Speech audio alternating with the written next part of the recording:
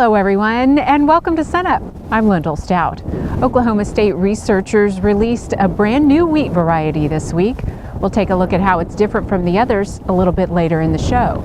But first, we're joined by Jeff Edwards, our Extension Small Grain Specialist, to talk about the state of this year's crop.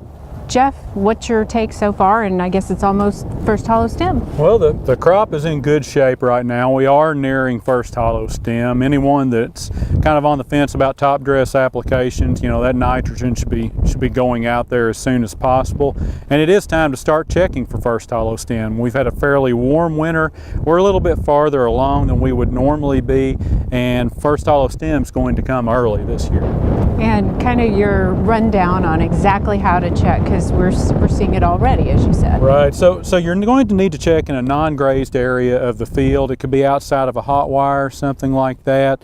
You're going to select the largest tiller on the plant, and you're going to split it open longitudinally here and look for hollow stem. And this variety right here, we're looking for about the diameter of a dime of hollow stem below the developing grain head. So this variety right now would be right at first hollow stem. Now this wheat was sown around the 1st of September, very early sown, had a lot of fertility under it. It's probably a little more advanced than a lot of wheat around the state, but still it's time to start checking because it is a really important growth stage. What kind of questions do you get about cattle on wheat and what it does to the crop?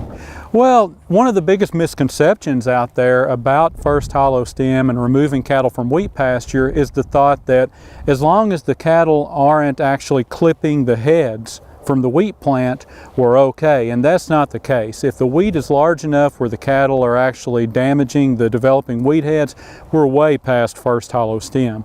The reason first hollow stem works is because removing cattle at that stage allows enough time for the plant to regain leaf area lost during grazing.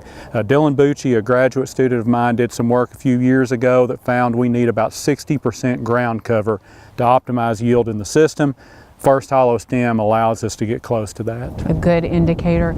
Any disease concerns right now? Well, we do have some disease concerns. There's some powdery mildew active, some leaf rust out there. We found some stripe rust in southern Oklahoma already, which is really the one that devastated our crop last year.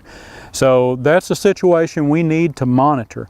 Some of our producers are considering what we call split fungicide applications. Really a two-pass system is the best way to describe it, where you make one fungicide application at about jointing or just after, and then another one at flag leaf. In a severe disease year, those applications can have some benefit. The key is timing.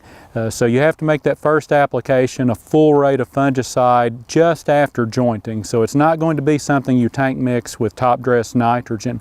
And by the time that application is kind of wearing off, the flag leaf is coming out, and that's when you make the second application.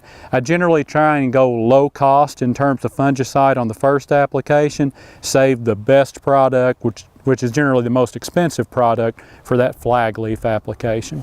Of course, with any wheat crop, we're always concerned about the weather. Give us the lowdown on the freeze damage window, and then kind of where we are in terms of moisture overall. Well, we're just entering that window for freeze injury. During the winter, we can have a lot of tissue injury and recover from it fairly well, but once the wheat is jointing, the growing point's above the soil surface, that's when the injury gets real. The farther that developing wheat head moves up the plant, the more risk we have in terms of injury, and the harder it is for those plants to recover. And of course, the most dangerous time for freeze injury is when the wheat is flowering, so we're entering that window. In terms of moisture, the wheat crop is sitting pretty good just in terms of moisture available to the crop. We could use a nice slow rain though to move that top dress nitrogen into the rooting profile. So that's really what we need right now, is just a nice slow gentle rain. Okay, we'll hopefully get that soon. Jeff, thanks a lot. We'll see you again soon. And now we want to hear from our wheat geneticist Brett Carver on the new variety called Stardust.